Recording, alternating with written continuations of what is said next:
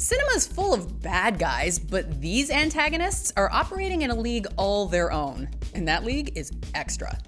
Hey guys, I'm Rebecca from WatchMojo, and today we're counting down our picks for the top 10 over-the-top evil movie villains.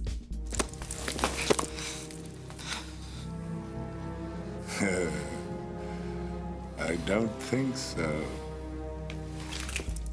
Okay, what does that mean? We're looking at the most absurdly evil movie characters to ever grace the silver screen. More specifically, however, these villains go about their evil deeds with a real sense of flair and theatricality without ever straying too far into parody or satire of pre-existing villains. Sorry, Dr. Evil. All right, let's get to it. By the way, just a quick reminder, when we ranked this, we were not including like parodies of villains. So Dr. Evil's not here, and if you wanted to see like Dark Helmet from Spaceballs, keep on moving because this is not the list for you.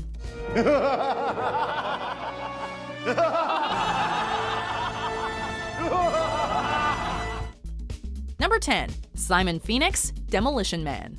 Simon says die.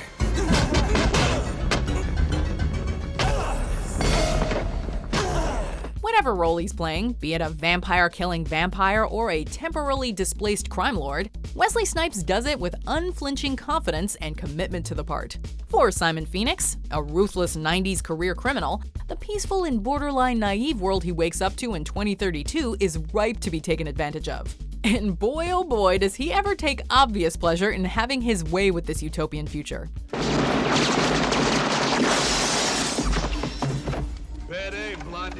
He is a man of self-interest through and through, showing a complete disregard for human life and an unquenchable thirst for power. He is the walking, talking definition of a violent psychopath, and Snipes plays the role perfectly.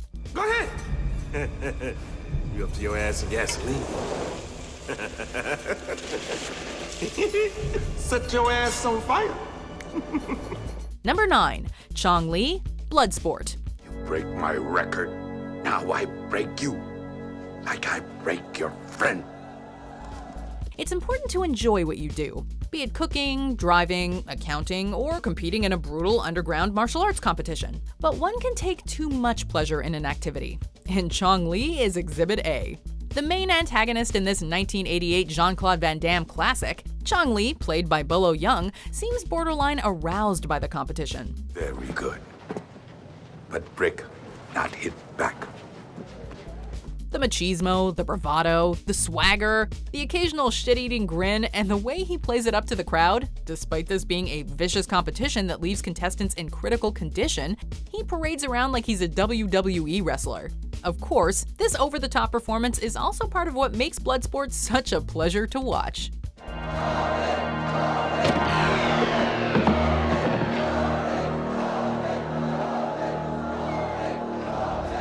Number 8, Wes, Mad Max 2, The Road Warrior.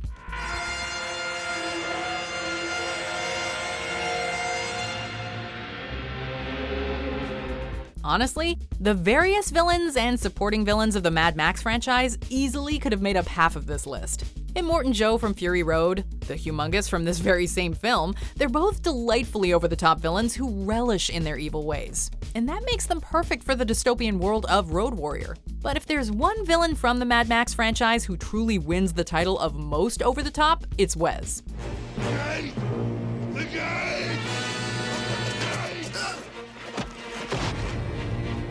Even by Marauder standards, Wes has clearly put in extra hours perfecting his bad guy outfit.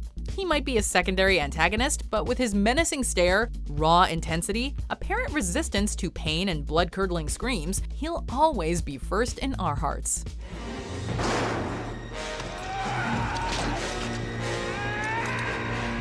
Number 7, General M. Bison, Street Fighter. Why do they still call me a warlord? And mad? This video game adaptation, like most others before and since, was generally seen as a disappointment. The one positive to come out of the film? The performance of Raul Julia as the villainous General M. Bison, who, despite finding himself in a critically panned film, used those lemons to make delicious lemonade. Strutting his stuff with the confidence and presence of a real-life dictator, Julia could be accused of overacting if he didn't pull it off so convincingly. The day Bison graced your village was the most important day of your life. But for me, it was Tuesday. A consummate professional, he matches the tone of the film perfectly, bringing the nefarious M. Bison to life more successfully than many would have thought possible. For his efforts, Julia was even nominated for Best Supporting Actor at the Saturn Awards. Victory! Bison! Bison! You hostages, if you can hear me! Number 6. Max Cady, Cape Fear. Every man has to go through hell to reach his paradise. With all due respect to the late, great Robert Mitchum, who played the role in the 1962 original, Robert De Niro's version of Max Cady dials up both the crazy and the evil. For starters, let's talk about those tattoos. They look like they were airbrushed on at the country fair and selected from a book labeled Cheesiest Bad Guy Tattoos Available. And yet, the way De Niro plays the character, we totally believe that Cady would get those tattoos. Just look at the way he smokes that cigar and cackles. Excuse me. There's also something about a gender-swapping disguise that really says, I'm taking great pleasure in going to extreme lengths to kill you. This is a man who lives solely to satisfy his desires.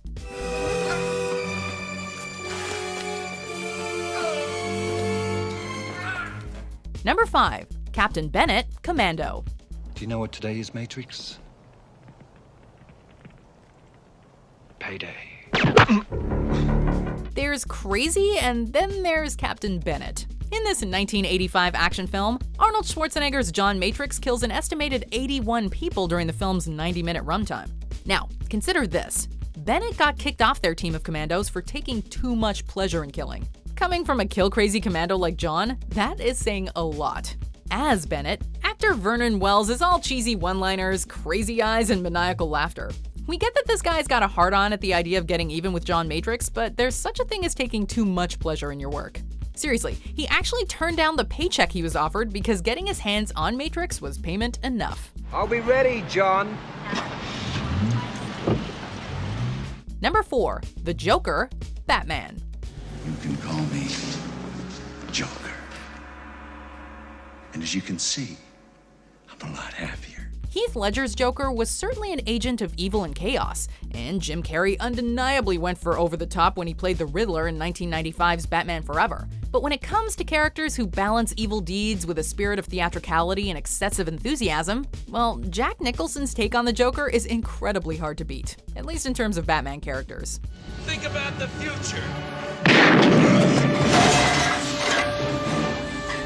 As the Joker, Nicholson delivers a performance that feels at once cartoonish but also extremely human in terms of its menace. The laugh, the cocked eyebrows, that exaggerated smile, the perfectly purple outfit and shocking green hair. It's the insanity of the Joker we love from the source material, brought to life with devilishly effective and sinister style.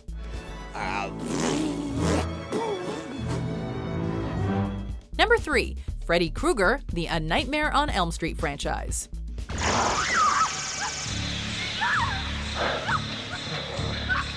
Nothing says, hey, I'm evil incarnate like hurting kids. Even before he became the immortal entity that targets people in their dreams, Freddy Krueger was pure evil, a child killer.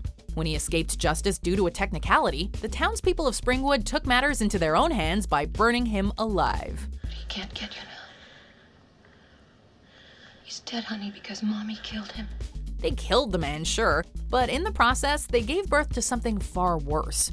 In death, he became a supernatural being of unbridled sadistic evil, who seems to exist solely to instill fear, torture, and kill. Rarely has a villain taken such obvious pleasure in killing. Freddy is like a murder artist, always looking to find new creative ways to take a life. The more ghoulish, the better.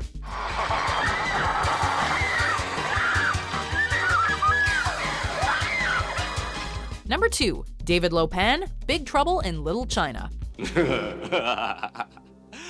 That's right, Eggshed.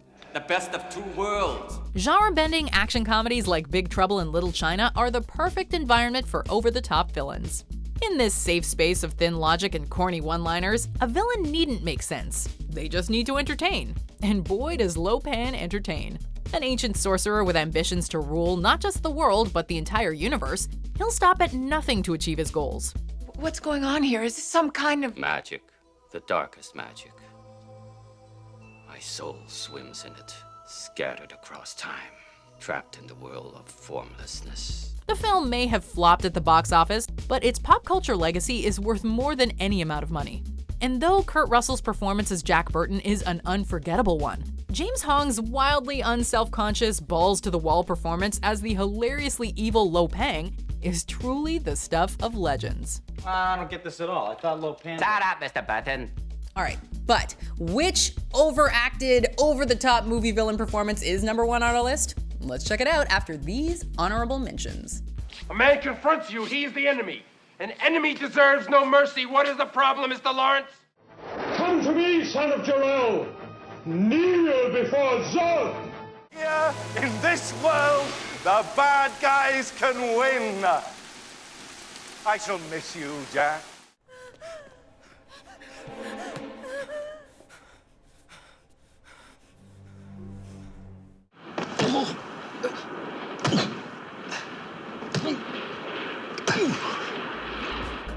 Not quite at the end yet. Almost there though. Just be sure to subscribe to our channel and ring the bell to be notified about our latest videos. Alright, back to business. Number 1. Castor Troy, Face Off. And stay away from downtown on the 18th. It's gonna be a little, smoggy. The history of cinema is full of twisted villains, but we can't think of anyone who out-evils Castor Troy. Played to maniacal perfection by Nicolas Cage, who somehow dials his trademark crazy way past 11 for this role, Castor Troy is a terrorist for hire, a job that right off the bat puts you in the top percentile of evil characters. Well, you better hit me, Sean, because you only got one bullet left. So do you. Wow. His resume is a mile long and made up almost exclusively of atrocities from political assassinations to bombings. After switching faces, Castor even inserts himself into the family of his arch nemesis. Wild, unpredictable, and clearly having the time of his life being bad, Castor Troy is pure psychopathic evil like only Nicolas Cage can play it.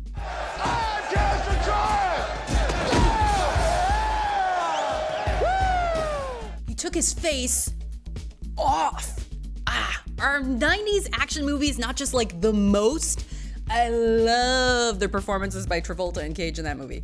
And like Wesley Snipes in Demolition Man for that matter. Anyway, do you have a favorite over-the-top movie villain?